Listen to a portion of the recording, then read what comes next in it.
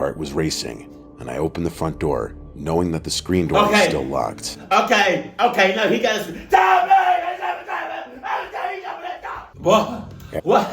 What? Hey. I already didn't want to go over to Mother Clucker house, but now y'all forced me over to Mother Clucker house, and now this Mother Clucker has a basement?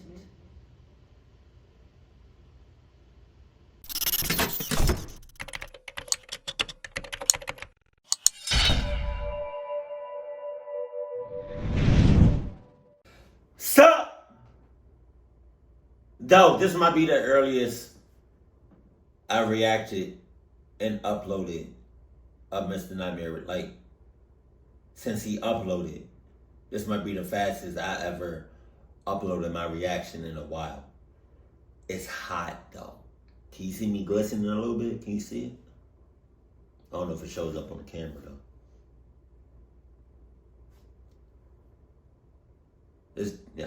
All right, settle that now. Let's go. I'm talking too much. Got your snacks? What you got? What snack you got? They got pizza. Cuddle buddy. She downstairs doing my sister hair. 5 years ago, I got out of a serious relationship. Right. I had been with her for almost a decade. Damn. We started dating in high school and stayed together through college and beyond. Okay. I feel like high school sweethearts rarely work out in the end. For the first time in a long time, I was gonna try dating. I had no idea how to even date as an adult. Damn, 5 years after? 5 years post breakup? Is that y'all must have been, oh no, that must have been a really good relationship. Oh no. I feel like that's a while. I feel like that's a long time. 5 years? That's a long time, no? I don't know. I haven't had that many relationships throughout like my life. You know, I've been around the block a couple times. You know, I've been out there on the streets. Not literally. I'm just saying. I was a hoe at one point. But now your man is happily married and faithful. And God bless. But is that a long time? 5 years? Y'all was together 10 years? I don't know.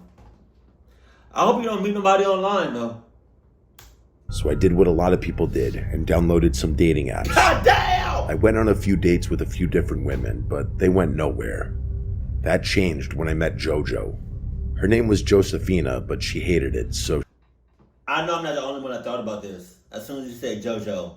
Mojo JoJo! Hashtag if you know what TV show that's from. She went by JoJo. We started talking and taking things slow because we both got out of long-term relationships. Oh.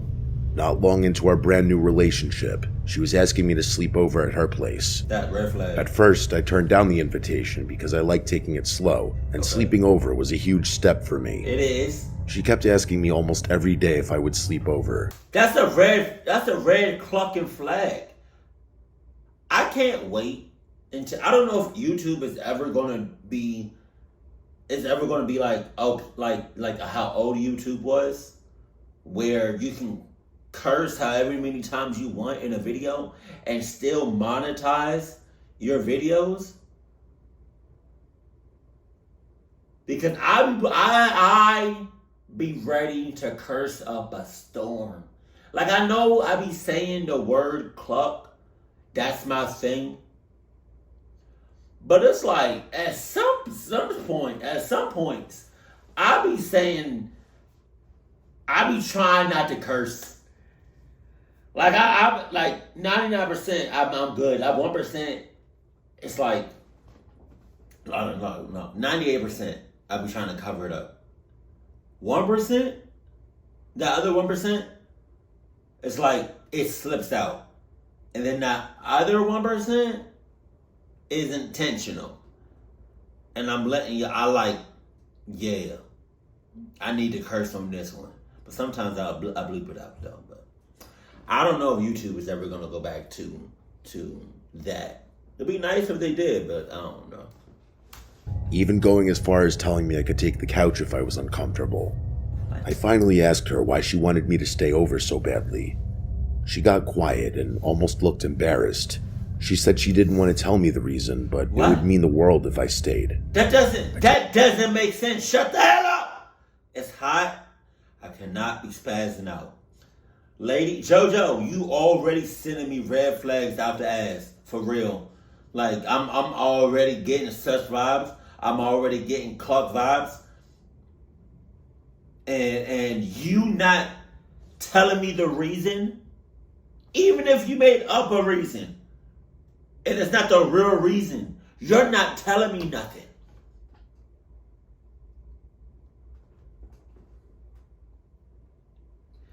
JoJo,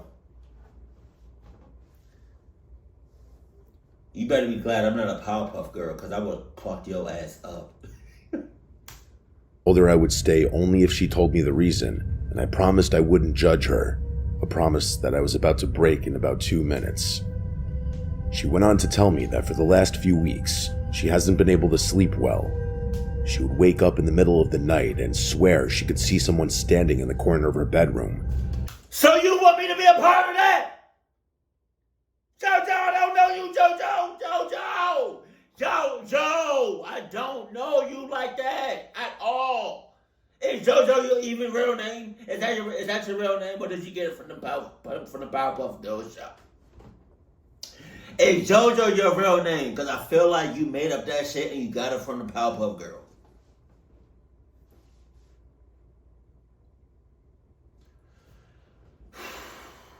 We're not even 2 minutes in the video, and I'm already spazzing out. This is going to be a long video. She originally thought it was just shadows. Darkness has a way of playing tricks on her eyes. But when she would wake up in the morning, that corner with the shadow was empty, and nothing around the room looked like it could make a person-shaped shadow. Over the few weeks that followed, she said that she had become even more scared. She said she couldn't even get out of bed if she wanted to. She slept on the couch one night, and when she woke up in the middle of the night, the shadow figure was standing in a doorway. She was convinced she was going crazy. The night before she told me all this, she threw a stuffed animal at the shadow to prove that she wasn't crazy.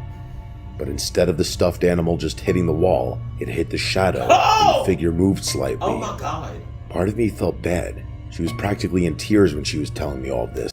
Oh, you're in tears? Oh no. That sucks. You're scared? Oh no. I don't know you, JoJo. I don't. You got it. And for all I know, if I go over there, this whole shit could be a setup.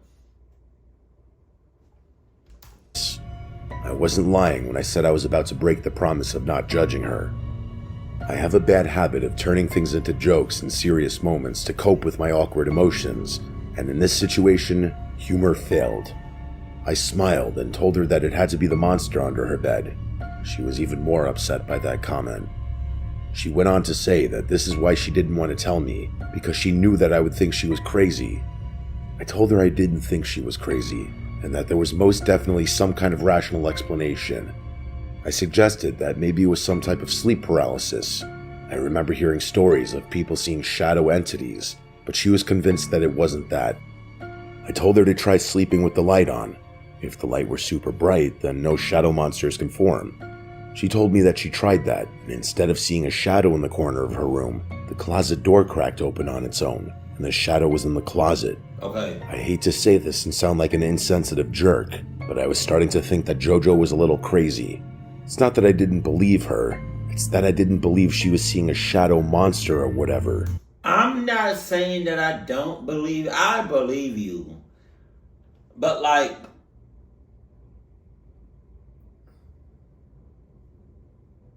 I feel like this is a whole ass setup. I meant to say whole ass setup, but I said whole. I'm gonna start saying that. Whole ass setup, you know? Instead of saying whole ass setup, whole. I don't know, I'm just Yeah, nah, don't go over the house. I feel like you went over the house. Are you at the house? Did I miss it? Let me wait. Oh. In my opinion, there's always an explanation for the unexplainable. In an effort to do some damage control for my monster under the bed comment, I agreed to stay over that night. Jesus! It was like 8 o'clock that night, and she was already falling asleep on the couch during the movie we were watching. She was exhausted from not sleeping well for the last few weeks. I remember having a fleeting thought that maybe JoJo was hallucinating from lack of sleep. I decided not to wake her up since she looked so uncomfortable. She was dead asleep, fully extended on the couch, and I was sitting upright next to her head playing with her hair. A few hours had passed, and I finally started getting tired. I turned the TV off and tried to get as comfortable as I could while sitting in this upright position. Eventually, I fell asleep. I don't recall the exact time, but JoJo woke me up at some point during the night. She looked terrified and told me to look in the doorway at the far side of the room. Here we go. I squinted, and I had to admit, even though it was nearly pitch black, I did see a strange shadow that didn't make a lot of sense. Okay. I tried to get up to investigate, but she grabbed my arm and begged me to stay where I was. I started to shout at the shadow, and I felt crazy. It literally felt like I was just yelling at the dark. She was crying and told me that because I could also see the shadow, it must be some kind of entity. She said that part of her was just hoping that she was crazy and seeing things. I told her it wasn't an entity, and if she would let me get up to investigate, I could prove that it was nothing, but she still held me down. What? I asked her what happens next, and she said nothing. Why is she not letting you go see the thing? Why is she so adamant about it? Like, I don't know, if I was her, if this is a real thing, I would let you go. I would want you to get clocked up before I do. So I'm gonna let you go over there and confront whatever that thing is, cause I'm sure as hell not gonna do it. You got it. What? I don't know. I feel like she's sus. Just stares at her. I was being ignorant at the time because this all just seemed ridiculous to me. If whatever this thing is was real and doesn't move or attack, then who cares? I decided I was going to pick up one of the throw pillows on the couch that was next to me and throw it at the shadow in the doorway. My logic was that if it's truly just a shadow in the doorway, this pillow will go right through it. Just as I was about to throw the pillow, JoJo stopped me. She reminded me that she already threw something at it and the shadow moved. She didn't. Okay, well, let me do it. Can I do it? Why you not let me do it? Yes, JoJo, you keep stopping me from interacting with this motherfucker. Let me do something, damn it. Wanted to move again. I told her I needed to see it for myself. I grabbed the pillow and threw it as hard as I could at the doorway, expecting to see the pillow continue to sail right through the shadowy door frame. Instead, I heard a thud, and I watched the pillow hit something and fall to the ground. Oh, shit. Then, whatever shadow was in the doorway slowly disappeared into the room behind the doorway. I sat up now, and for the first time, I was on high alert. I could not explain what that was. JoJo was hysterical on the couch, crying and screaming that something wasn't right. Even though she continued to hold me down, I got up and made my way to the doorway. She was screaming at this point to come back to the couch. When I got to the doorway, I didn't enter right away because I heard something. It was a whisper coming from the dark room. What? I tried to hear what it was saying, but I couldn't make out any words, just that it was definitely the sound of a whisper. As I tried to take a step into the dark room, the door closed on my face, causing me to fall back. I heard JoJo scream behind me. I got up and tried to enter the room, but the door was locked. I could hear the sound of things moving and breaking from the other side of the door. It sounded like a whirlwind on the other side. Then it was quiet. I left the door and turned on the light. I went to my bag, which was next to the couch, and grabbed my keys. I had one of those tools on my keychain to pick a lock. I successfully picked the lock and went into the room. I turned on the light, and the room was a mess. JoJo had used this room for her home office. It had a desk, a computer, a bookcase, and a bunch of books and paperwork. The furniture, all the books and papers were everywhere in this room. It was like a tornado was set loose in there. Jeez. Two things I noticed right away were that the window in that room was wide open, and there was no screen, and most importantly, no shadowy figure anywhere to be seen. I could hear JoJo yelling from the couch, asking if I was okay. I came out and told her that everything's okay and that the room was a mess. I suggested calling the police, and she claimed that it wouldn't do anything. She insisted that it was some paranormal entity. I wasn't sure what it was. I was freaked out in the moment, but now that it was gone, I had calmed down and was trying to find a rational solution. I didn't call the police, and I helped JoJo clean the room. She stayed at my apartment for a few nights after our first eventful sleepover. When we finally went back to her place, I agreed to stay over, and there was no shadow figure. When she finally stayed home alone for the first time, she said she slept through the nights without any encounters. 5 years later, and I'm engaged to JoJo now, and we still mash heads with each other over that night. She's convinced that it was a supernatural entity, and I'm convinced that it isn't. The one thing we do agree on is, whatever it was definitely there. I witnessed it with my own eyes and ears. I often think to myself, what would be scarier, if a shadow monster was in her place, or if a person was just there watching her sleep? Either way, I'm happy it never happened again. At least, not yet. I don't know about that one. I don't know about JoJo. JoJo! Didn't Martin say that in one of his shows? When I was in high school, I wasn't exactly a popular kid. I wasn't bullied or anything like that. I just wasn't the kid who was invited to every party. Okay, I get it. I see what you're saying. In high school, I wasn't popular, but I wasn't the part that, like, I wasn't also standoffish. Like, people knew about me. I was just that kid that was just that knew everybody, and people knew about me, and I was a class clown. Yeah, I was like somewhere in between. Oh, fun fact about me that I probably never said before. In high school, well, I think towards like my 10th and 11th grade, definitely 11th grade, 11th grade.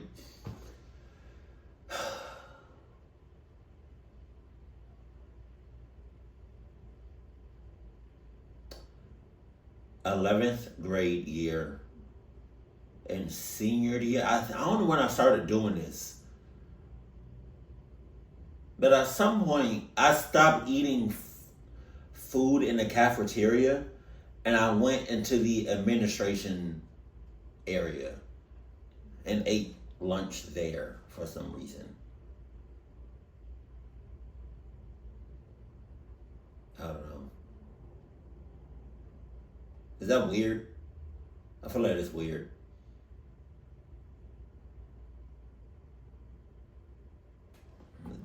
That was just a random fact. Because, high school. Yeah, that was all. That was okay. My parents were strict. So strict that it reached the level of annoyance. I was rarely allowed to do anything, so not being invited to parties and other gatherings worked out. All through high school, I basically had one friend, Evan. His parents were more strict than mine. Whenever I was allowed to do anything, it was only with Evan. One weekend during senior year, my parents were going out of town. Even though I was 18 at that time, my parents still didn't want me to stay home alone, which seems ridiculous to me, but every parenting style is different. I begged them for weeks leading up to their trip to let me stay at home alone. I told them I would invite Evan to sleep over so I wouldn't be alone. Either you're immature or your parents are not telling you something about the neighborhood. So we all know that on Earth, there's more water than land. That's not true. How so? There's more land under the water. Like there's something going on. Like there's somebody in the neighborhood that, I don't know. I feel like either you're immature or your parents not telling you what's going on. Maybe it's your neighbor. Maybe it's somebody in the neighborhood. I don't know. So you're 18 though, so you should have been. I don't know. You're 18. I don't know. And we just stay in and play video games. I realized for some people this would be the perfect setup for the classic cliche high school party, but not for us.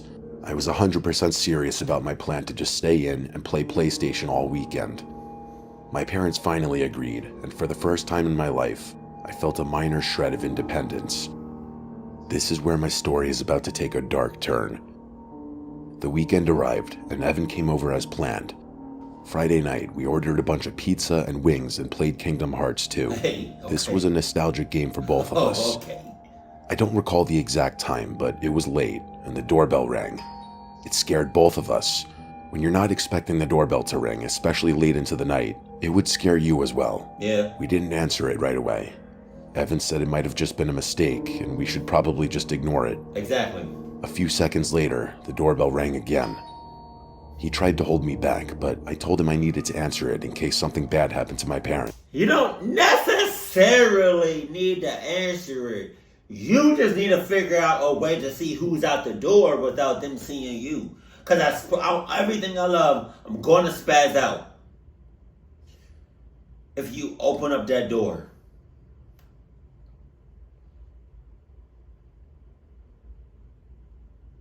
Now, if you have a screen door in front of your real door, and you open up your ring door, and the only thing separating you from the person that's on the other side is that screen, and I might spaz out a little bit.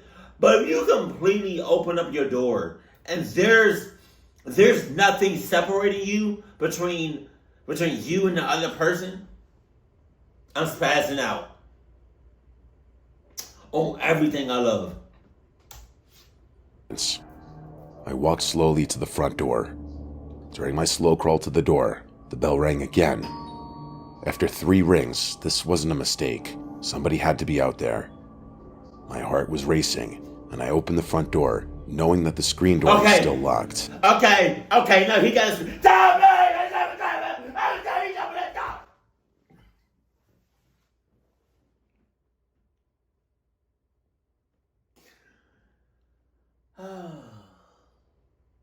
I'm glad I got that off. That was just a little bit of a spaz. Like a full spaz for me is me getting up out the chair and going to Toby's face and yelling at him.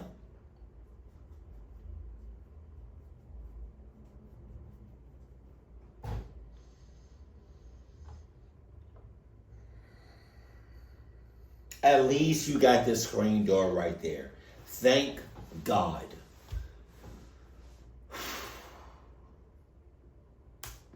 Once I opened the door completely, I was shocked to find nobody standing there.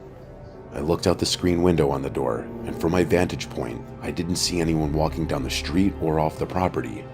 I heard Evan shout from the living room, asking who was there, but I didn't answer right away. I thought about going out front and looking around, but my scared nature got the better of me. I went back and told Evan it had to be a mistake. I told him nobody was out there. Obviously, we were both on edge the rest of the night. That may seem like we were being cowards, but if it happened to you, I bet you would feel a little off also. Neither one of us got a good night's sleep that night. We both went in and out of sleep, and every noise inside and out made us jump. Morning came and we went outside for a while. We sat out there and talked for hours. Eventually, I had forgotten all about the doorbell the night before. How? That night, we had leftover pizza and continued playing video games. At 1:13 in the morning, my doorbell rang again. Yeah. This time, I looked at the clock. This was not a coincidence anymore. I felt terrified, but I still got up and approached the door. The doorbell rang again as I forcibly opened the door. This time, behind the screen was an elderly woman. She was a short woman with white hair and wrinkled skin, and she had a long coat on even though it was almost 70 degrees that night. She had one of those scarf things in her hair. I never thought of an old woman as unsettling, but standing on my doorstep at this hour made me think twice about that. Neither one of us said anything for a few seconds. She had a weird smile on her face. Finally, she spoke. She asked if Mr. Walker was home. I paused for a second, just because I was still processing everything that was happening. Then I told her that nobody by that name lives here. Her smile slowly faded, and then she sort of made a noise that sounded sympathetic. She smiled big again and said, "Oh yes, that's right. Mr. Walker doesn't live here anymore." I forced a smile and told her to have a Did somebody... Oh, God. Did he die here in this house?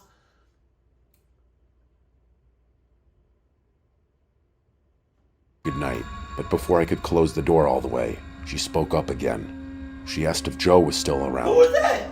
I told her she had the wrong house and that I would appreciate it if she would leave. So you... Hold on now. You better not be telling me 2 mother clubbers died in this house. You better not tell me that. You better not. You better not. Okay, if you tell me that, I promise you, when my folks get back, I'm signing those divorce papers and I'm out of here. I'm not your son no more. You better be glad. You better be glad I'm 18 because I'm out this house. She started to laugh. She said that Joe was still inside the house. Whoa, what? And I asked her what she meant by that. She continued laughing and told me that she could hear him inside. Oh no. I said okay and slammed the door. As I walked away, I could still hear her laughing outside. Evan started to question what had happened, and I told him to be ready to call the police, just in case this woman who was clearly insane didn't want to leave. Hey, I'm not gonna hold you. As soon as that lady said I could still hear him in the house, this is me closing the door as she's leaving. I'm closing the door. Door closed. Bow.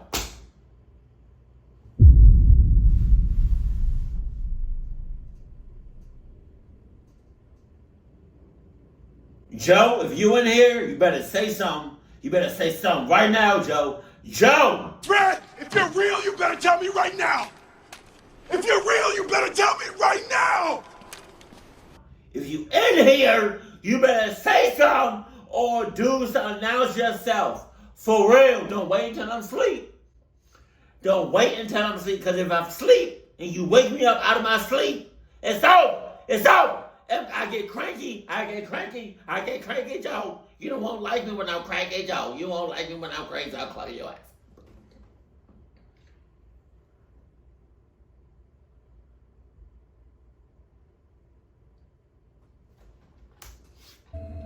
A few minutes later, I looked out the front windows and saw her standing in the middle of the street facing my house. What?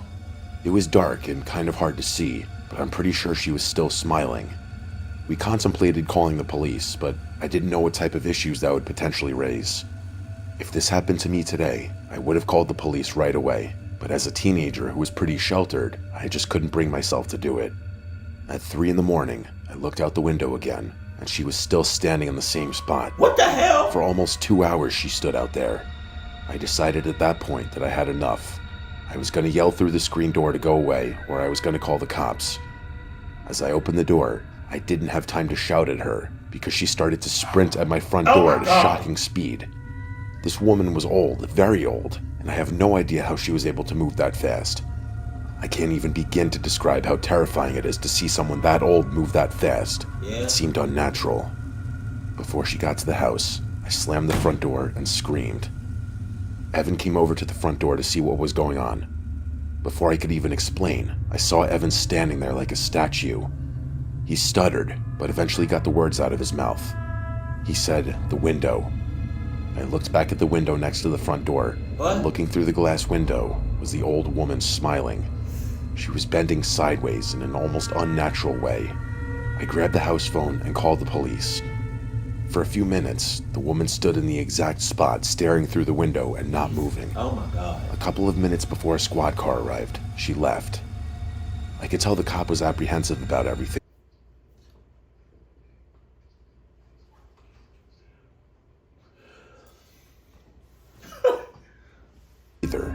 He took our statements and left. In case it wasn't obvious already, we didn't sleep that night. I expected her to show up as soon as the cop left, but thankfully she never came back that night. My parents came home late Monday morning. I wasn't going to tell them what happened, but eventually I caved in. I didn't like lying to my parents, and not telling them that I called the police made me feel like I was keeping something big from them. I told them everything. I told them about the doorbell on Friday night, and then the old lady at the door on Saturday night. As I told them the story, both of my parents looked sick, but not for the reason I thought. They didn't seem to be concerned about the old woman terrorizing us from the street. They were more afraid of what she said when she initially showed up, when she asked about Mr. Walker and Joe.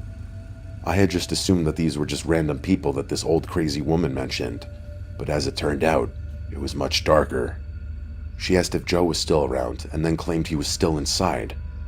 Well, my parents decided to finally tell me that when— Finally tell you what?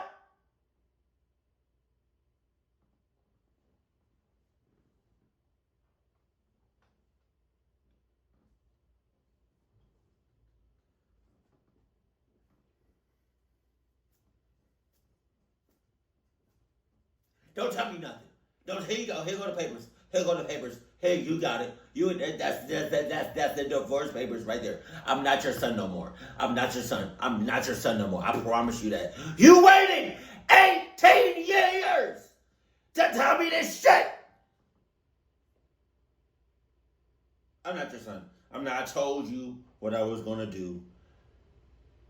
If y'all already knew about these mother cluckers. I told you what I was gonna do. Yeah, you know how long 18 years is? That's 18 years worth of years. What? That's...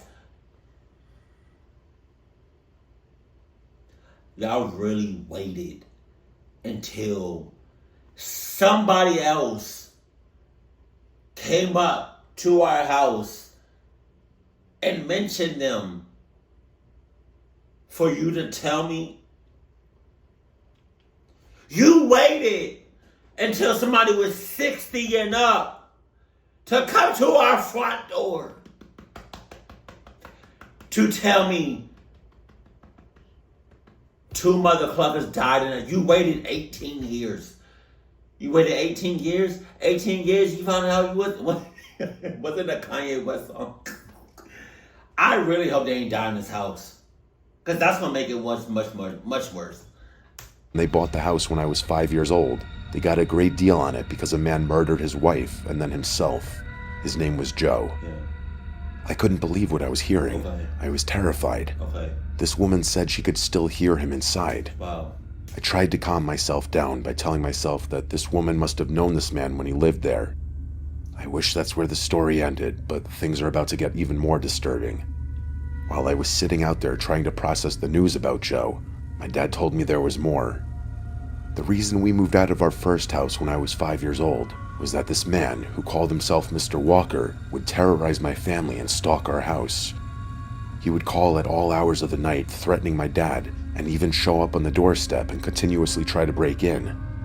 My parents called the police many times, but they couldn't do anything. This went on for months. My dad, who used to hunt, had rifles and would stay up all night and try to catch Mr. Walker. One night, Mr. Walker successfully broke into the house, and my dad took a shot. He didn't know if he missed him or hit him in the shoulder. He ran away, and my dad never saw him again. We moved away a few weeks later, and after that ordeal is when my parents became so strict. It took me a while to process everything my parents told me. I was angry that they never told me before, but I understood. What?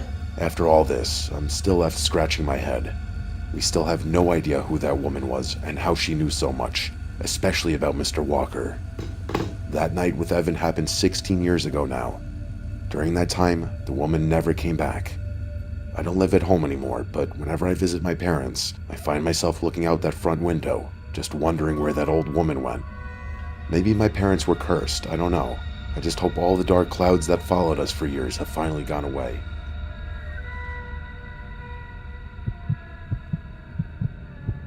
I wonder if that's that neighbor that you know how like at least one neighborhood has that old lady that just knows everything. I wonder if that was her. Was it the cup? Is it her that just knows shit, or is it? I don't think. Was it the cup?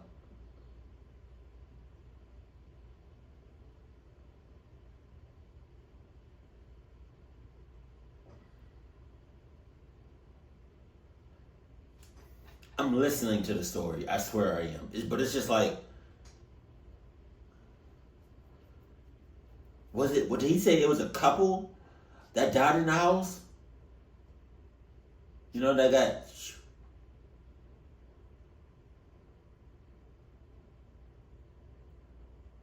Because where did that old lady come from, though? Is she just a random old lady? You got it. This isn't your typical scary story that you hear every day. There's no ghosts or demons or creepy stalkers, just the potential confirmation that monsters are real and they can literally live next door to you. I'm saying. For the majority of my life, I never really thought of this story as scary. Just weird and maybe slightly unnerving, but not scary. I've told it for years now, and when I do, people are always freaked out.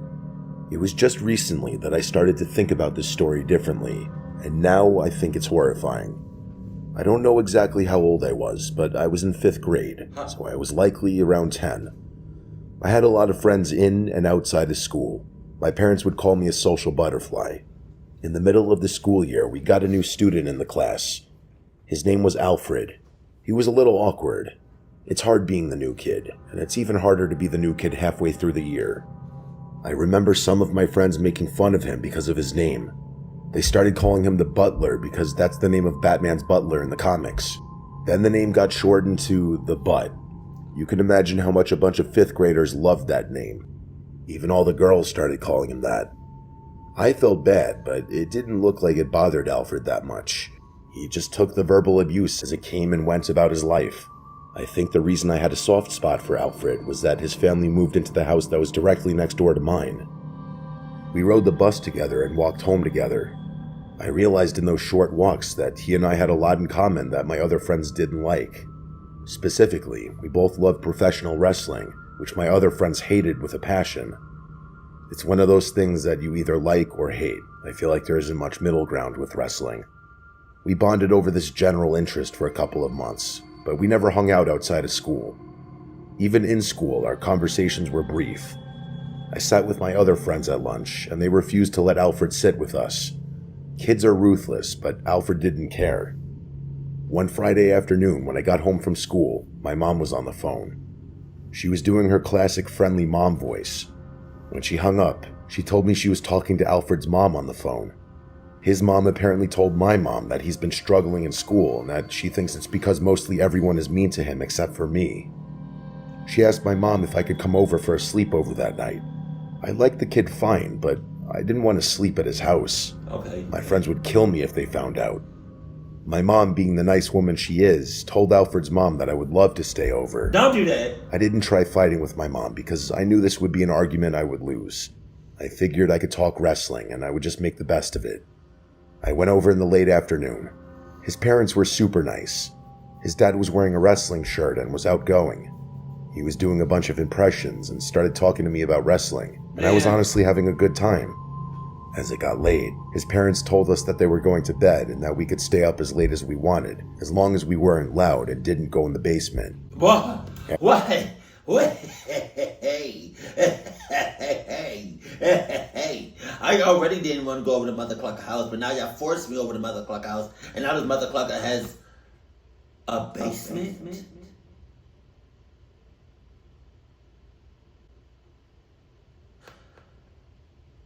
So if I get clunked up, it's on y'all. Okay, cool. I told y'all I didn't want to go over there. But y'all forced it upon me.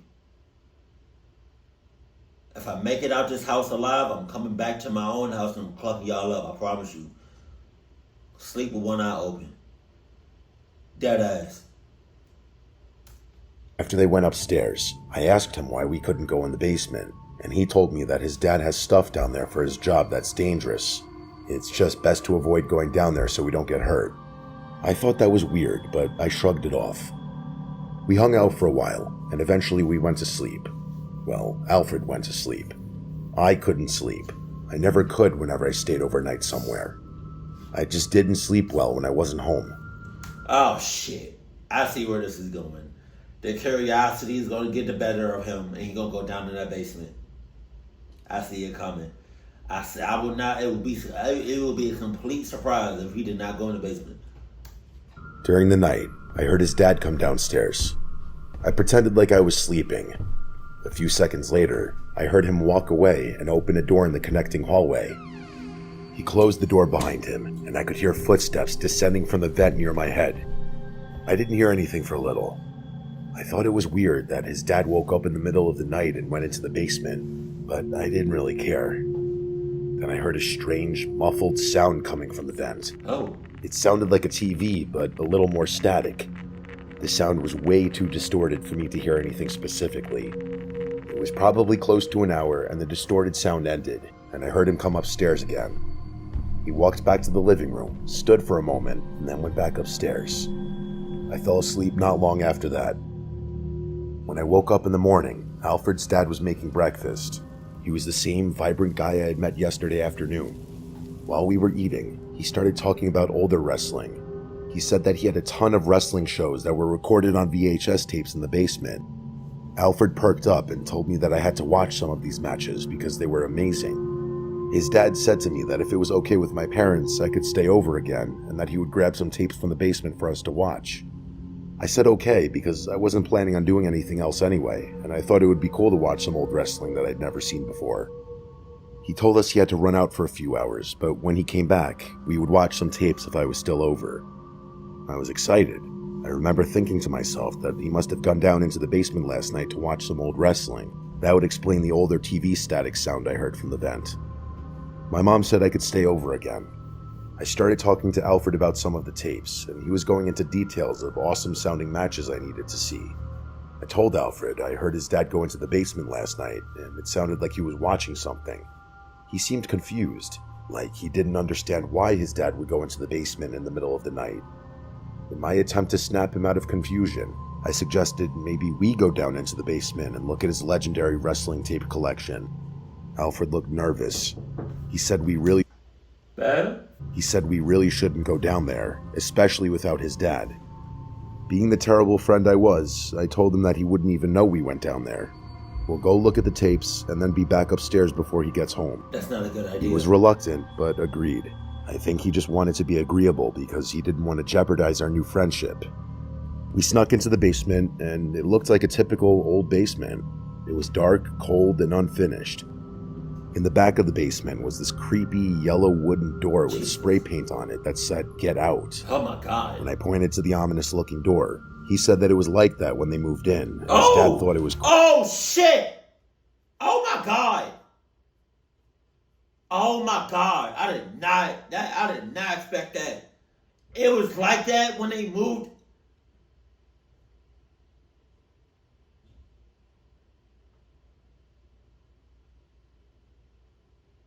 There was already a door in your basement that said "Get out" when y'all moved in, and y'all still decided to stay and move in the house. Get the cluck out my face.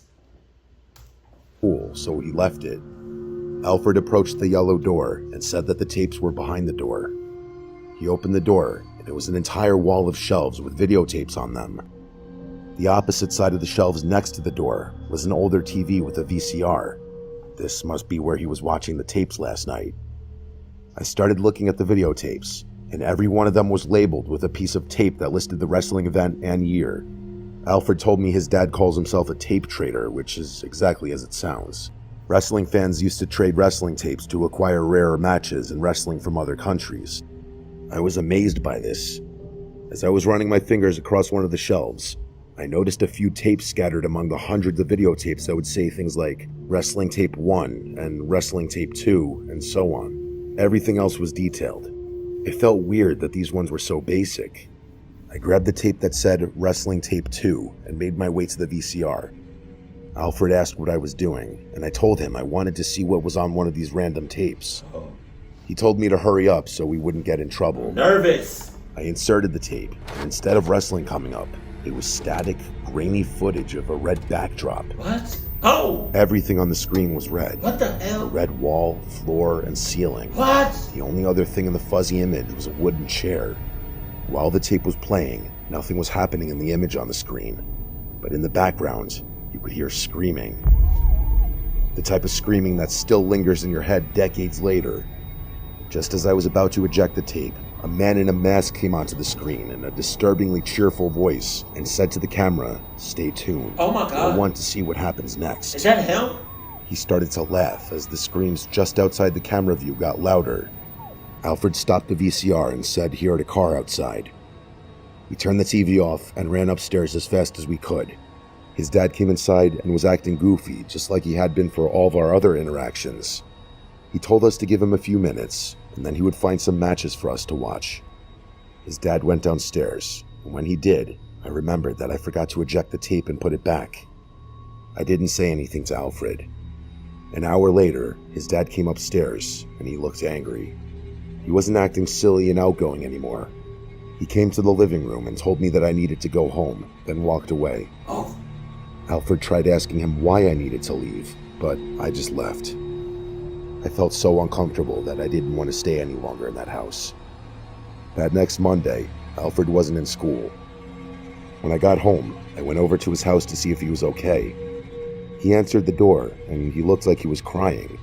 He said his family was moving immediately because his dad got a new job. Jesus! I asked if he was okay since he looked like he was crying, and after a strangely long pause, he mumbled he was okay.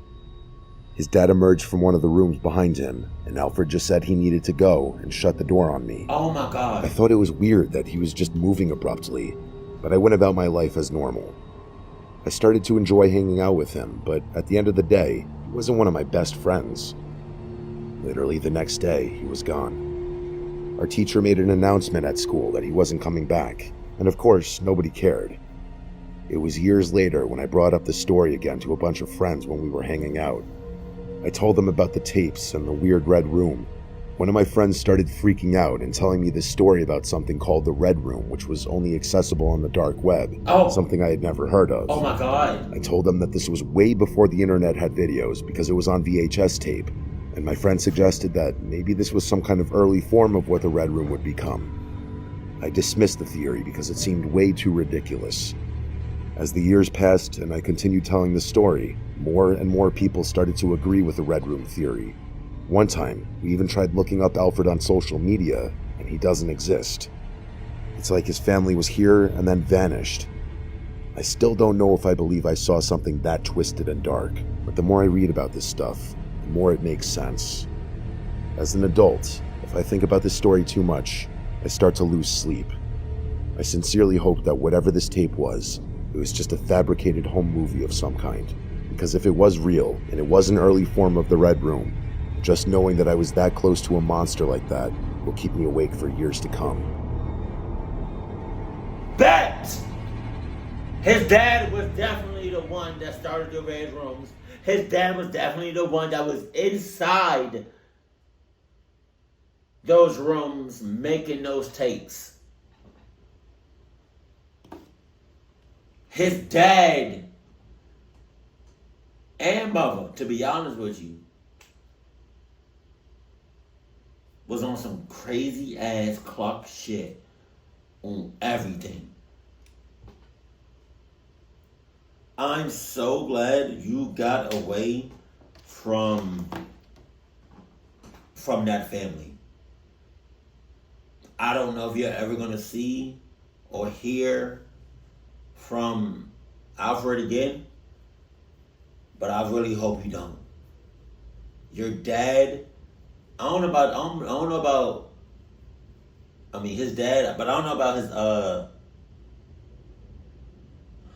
know about his mother, but 100% his dad was sus and cahoots and a clucky and clucked up people to the max. He definitely lived a double life. And by that I mean, I don't know. I don't know if the mother had anything to do with it. I don't know if she even knew, but she probably did. And the dad probably threatened her.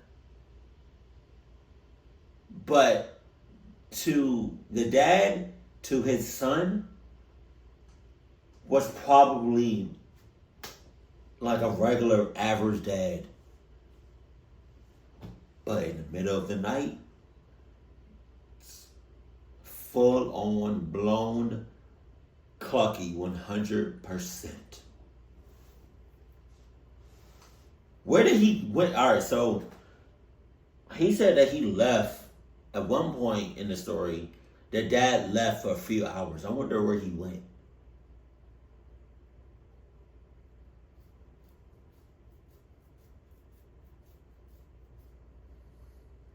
And I promise you, bruh, he was either the founder or one of the people that discovered or knew about the what is it called?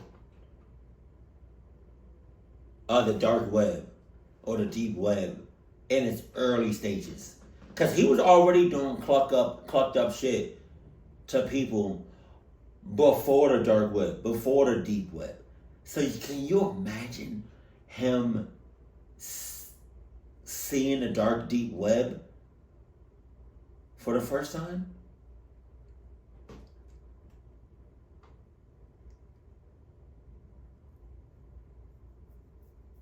Jesus Christ. That's scary. That is scary. But y'all were 10 at the moment. I really hope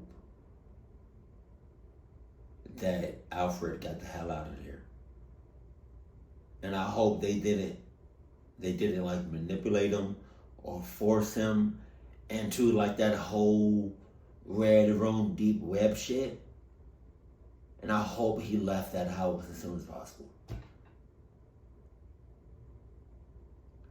Keep it cool, keep it classy, and I love you. Stay happy. My family.